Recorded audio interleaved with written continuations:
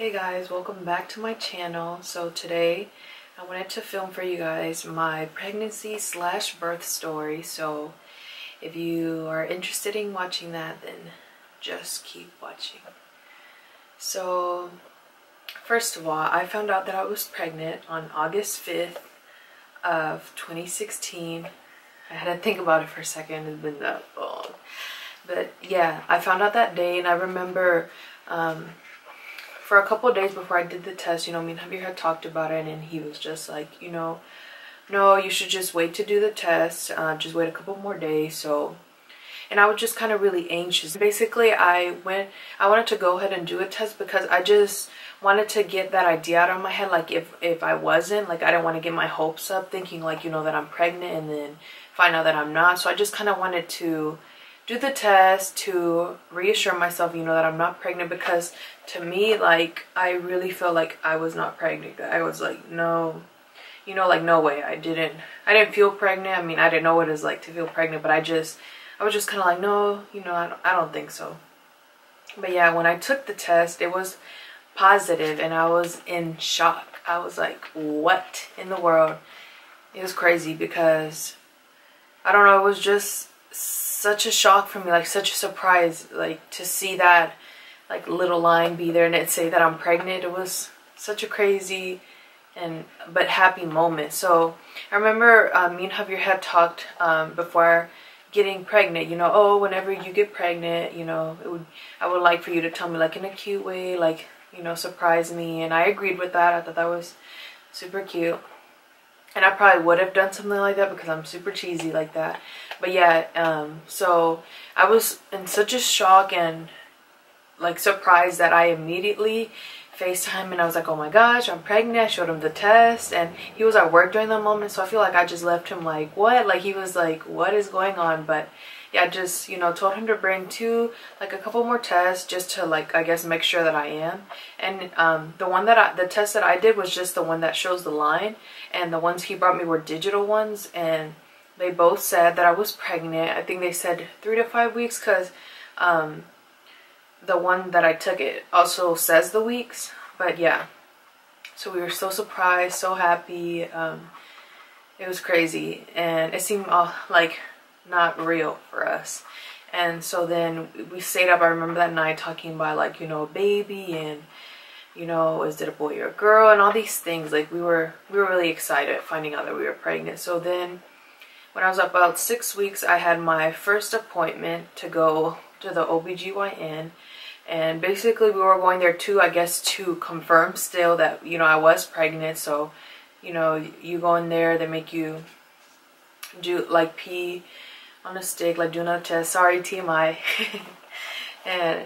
and so I did that, and after doing that, she brought me in a room. She was just asking me a question. I was still in my head, so am I pregnant? Because she just took me to the other room, but she wasn't like, you're pregnant, like for sure. So I just kind of asked her, am I pregnant? She's like, yeah, you are.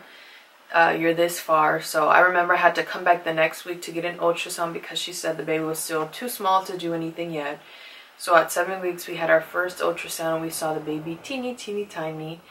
And I remember I was super anxious to tell my parents, like, and I remember the first person that I did tell was my sister. I told her right away, that I was pregnant. And then later I wanted to tell my parents like in a cute way. And I was really anxious to tell them because I didn't want to announce it like on my social media and stuff until I was just a little bit further along, because you never know. But I did want to tell my mom, my parents. And I remember I gave them a little box with a little onesie and some baby shoes and an ultrasound picture. And yeah, it was a really emotional moment.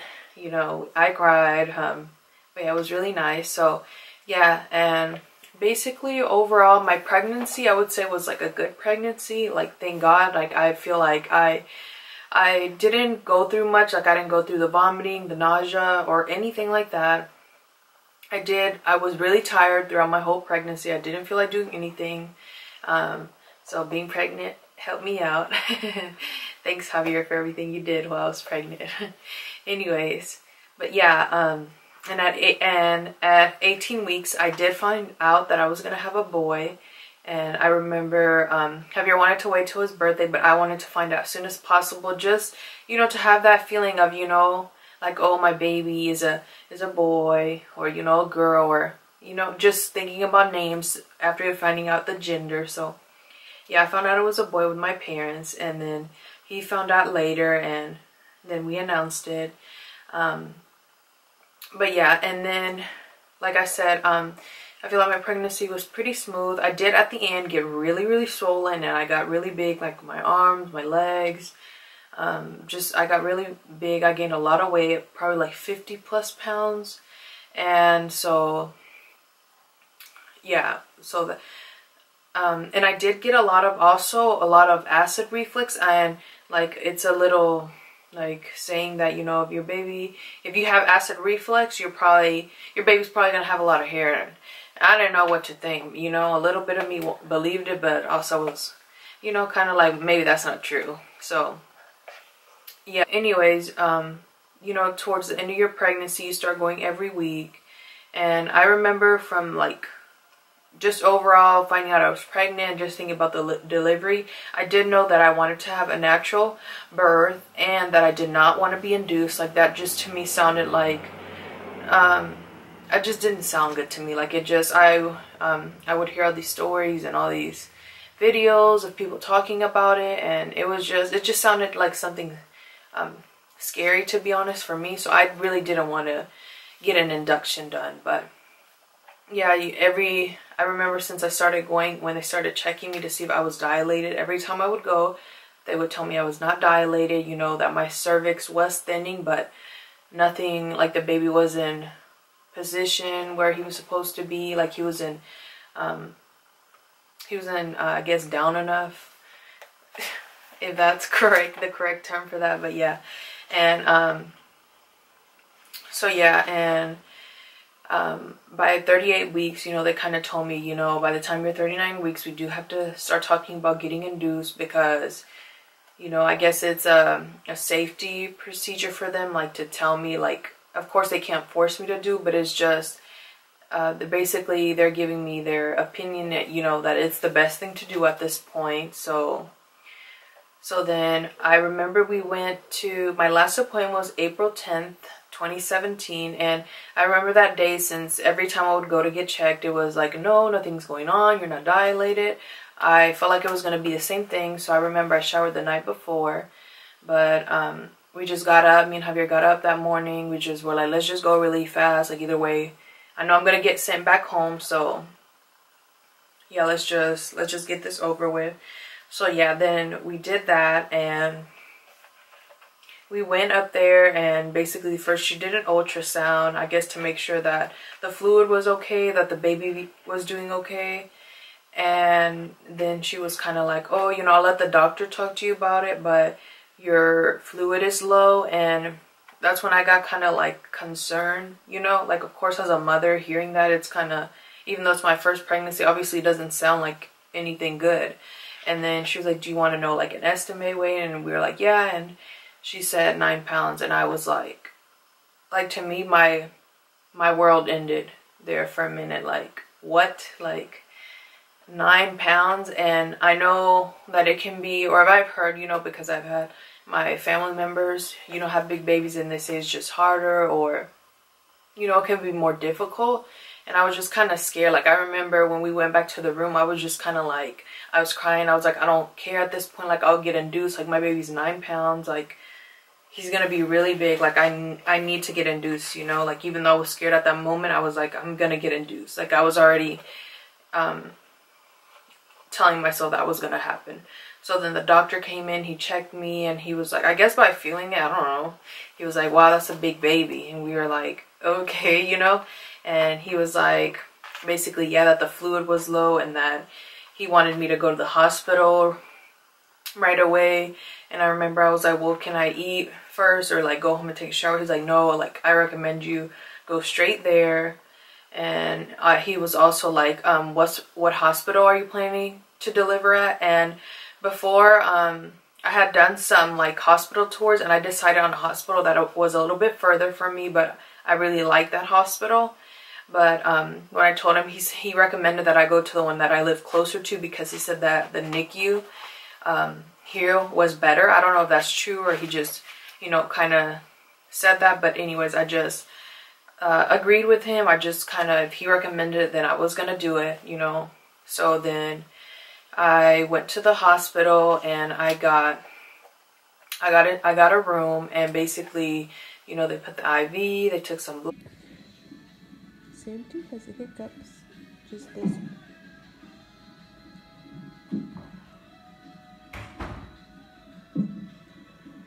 Blood, and then another lady came in and did an ultrasound, and I guess she confirmed, you know, like, yeah, that my fluid was low and that the baby was weighing like 9 pounds. I forgot how many ounces she said, but it was still around 9 pounds. So then after an hour, my midwife came in, and she basically, I guess, started the induction process by putting the Cervidil in me. And basically, like, from the beginning, even after a couple hours, I really wasn't feeling anything. And this is, like, I guess a side note, like, I feel like I'm very high pain tolerance. Like, I feel like I don't feel a lot of things, or that if I get hurt or something happens, like, I'm not like it doesn't hurt me right away. Like, I've just always felt like that. So I wasn't feeling anything. So then she came, and I remember she checked me, and she was like, you know, nothing's going on still. So then after a couple, I think it was that whole night, I had that. And then until the next night, we were going to see what else to do, and nothing really happened. I think when she checked me, I was maybe like 1, I believe. And so then they decided, you know, that they were going to do the Pitocin, and they started me like at 2, and I really didn't feel anything. I remember that it got up to like 20s, and I was feeling nothing, like absolutely nothing, like no contractions whatsoever, anything. And I remember the nurse would come in, and she would show me the charts, and she's like, well, it is like going, like, you are having contractions, you're just not feeling them. So I was really shocked about that. So then after different midwives will come and check me, because at the OBG I was going to, they kind of let you see different midwives. So when I think another one came in that morning, and she checked me, and I think I was like 1.5, and she was kind of like, you know, they just kept bumping it up, like the Pitocin. But again, like I said, I really wasn't feeling anything. And then finally another midwife came in, and she broke my water, which, let me tell you, from that point, I was feeling everything. Like, I started to have contractions, and it sucked. Like, it was so bad. Like, it started to hurt me so bad. Like, I remember I even felt when all the water like came out. Sorry, TMI again. But yeah, it was, I don't know, it was just crazy. Like, I thought maybe, like, you know, my water would break on its own, like, after getting induced and everything going on. But no, like, baby did not want to come out. So yeah, then after that, you know, I was feeling pain, and I remember at the moment, you know, I was kind of like, you know, can they put me on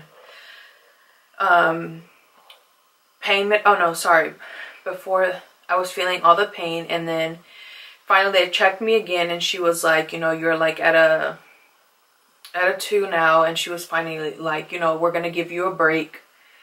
We're gonna take you off the Pitocin. You know, we're gonna let you like take a shower, walk around some, and that I would finally eat. Because let me tell y'all, since April 10th that I woke up that morning, I had not eaten anything. They gave me like liquids there at the hospital because I couldn't have much, but I was starving, like starving. But yeah, I remember I was like, Javier, go give me 2 burgers from Five Guys, French fries, Hi-C strawberry, and all these stuff. And I was starving. I remember I ate that, and then I walked around some, and then they put me on the Pitocin again, and again I was feeling like really the contractions again. But the thing is that every time they would take me off, like when she gave me that break, I was feeling nothing. Like, I was like walking around like nothing. Like, I really wasn't feeling much. And the nurses were even like, wow, you look like you're ready to leave, like, here. Like, and I was just like, no, I'm ready to have this baby. That's what I'm ready for.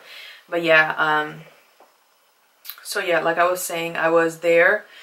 And then they put me back on there, and again I was feeling really bad pain, and I eventually, you know, asked them like to please give me the medicine in the IV. So they did. And you know, I remember I took a nap during that when I first got it put in the IV, like. And also, like, I was there since April 10th, so I was already there like 1.5 days, and I had not slept at all because I was just so anxious, which I should have taken advantage, you know, and slept, you know, because I'm gonna have a baby soon, so just get as much rest as I can. But I could not sleep. I was so anxious. I just wanted to have my baby here. So yeah, like I was saying, and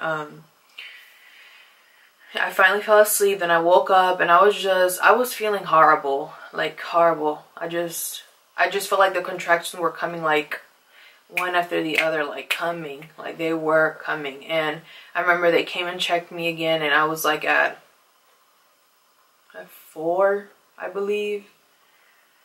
Yeah, 4. Yeah, I believe 4. And it was just like for the long amount of time that I was on the Pitocin, you know, they had broken my water. It was like nothing was really happening, like nothing was really improving. And so then finally the next day they still left me on it, and you know, of course it was going like up on the volume. I think I got to like 28ish, I believe. And then finally the next day, like during the afternoon, a midwife came in. She was fine, like, you know, you're not improving, you're not really dilating, and we already broke the baby's water, and it's been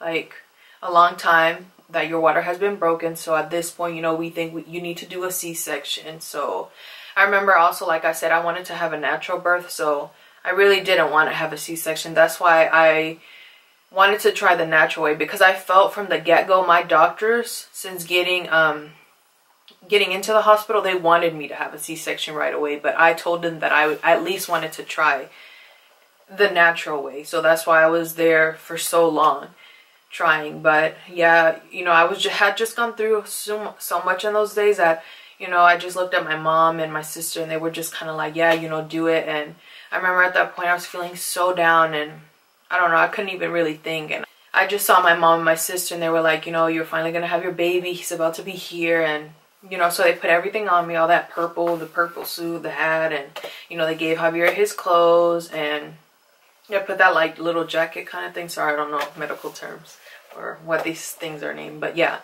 And you know, they prepped me to go to the back. Then the anesthesiologist came in, and you know, she, I guess, read the rules. They let me see the video since I was going to get the epidural.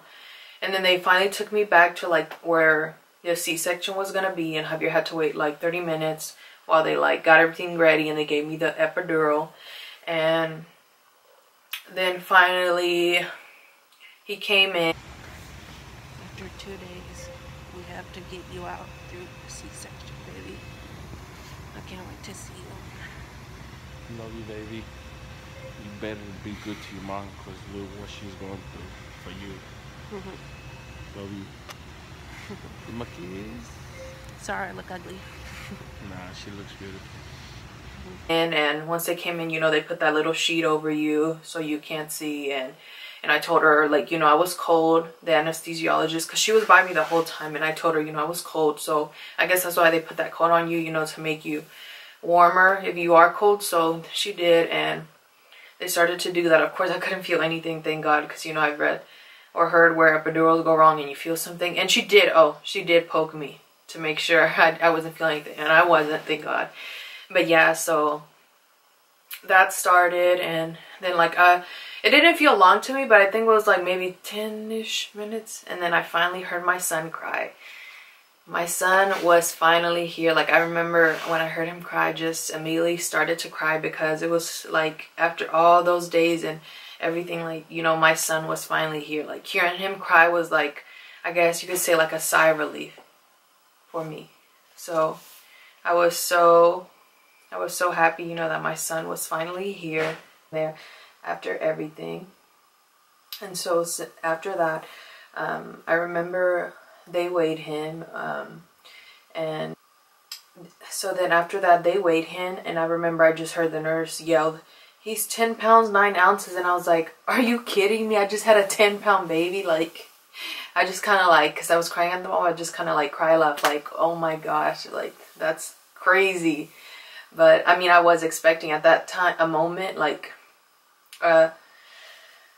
I was in such a shock because since they told me like the estimated was 9 pounds, I was already expecting a big baby. But once it was like confirmed, I was like, wow. But yeah.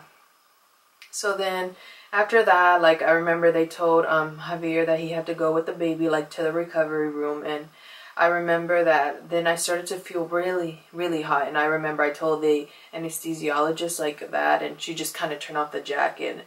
And I just kind of started to feel like really lightheaded. Like I can describe the feeling to when I go and donate blood. Like towards the end, I start to feel really lightheaded, really dizzy, like kind of like I'm going to pass out. And so she did that. And the reason that was happening is because I was losing a lot of blood.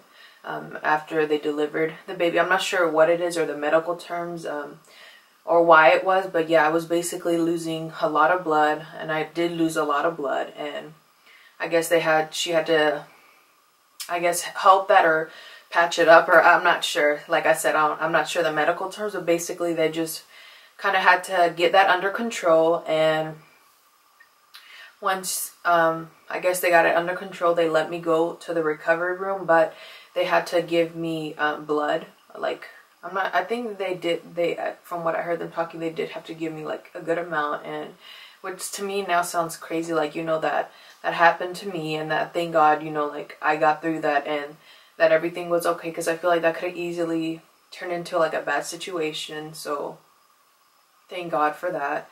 And so then after that, I remember you know, like when I had my son, like they didn't, you know how they usually let you hold him for a while? They didn't let me hold him when I immediately had him. She did kind of put him over like the little blue sheet so I could see him, but I didn't get to hold him right away. And I remember thinking about it, and sometimes when I think about it now, that makes me like really emotional, because, you know, I just wish I would have had that moment of finally getting to hold my son for the first time. But since I had that issue going on of losing a lot of blood, I didn't get to hold him. Oh, and also Javier didn't get to cut his umbilical cord for the same reason. I guess since that moment, you know, I was just losing a lot of blood. So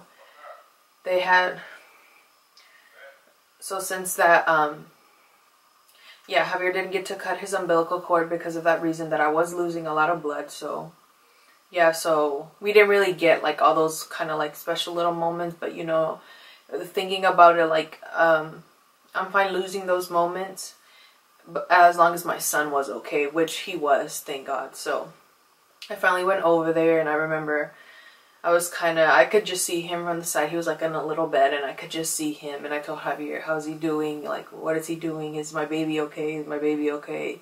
He was just like, yeah, he ate a little bit. And I remember he brought him to my side, and I remember when I talked to him, he opened his eyes for the first time, and it was like, sorry, I don't want to cry, because when I cry, I make the ugly crying Kim face.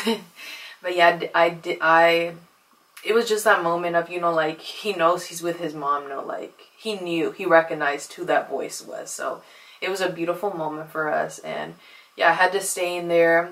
I think usually in the recovery room, you don't stay as long. I'm not sure how long, but I had to stay in there for a while just to make sure, you know, that I was okay, and that, you know, like while they were giving me the blood. And I remember too, Javier was like that. I was super like green, like I looked super pale, and that he felt bad, like, you know, he was worried. But yeah, after I guess they saw that I was fine and I took the blood good, and, you know, everything went well, and I was, I guess, recovering. They let me go to the mommy area of the hospital which was going to be like my room, and, you know, where I recovered until like I finally left the hospital. I remember my family was waiting for me, and I just saw them, like, when they strolled me out of the bed, like, passing by them, and, you know, they got to see us really quick. But I remember since everything happened so late and it took longer than expected, they didn't really get to stay with me a long time. But yeah, I'm just really thankful, you know, that I have my son with me now, and he's healthy and happy. And Santiago, whenever you're watching this when you're older, I just want you to know that I love you so much, and I would go through that, and all those days for you all over again and so much more. I love you so much, my little boy, and thank you for being in my life, because you are the greatest thing in my life now, and everything that I do now is for you. But yeah, guys, that's my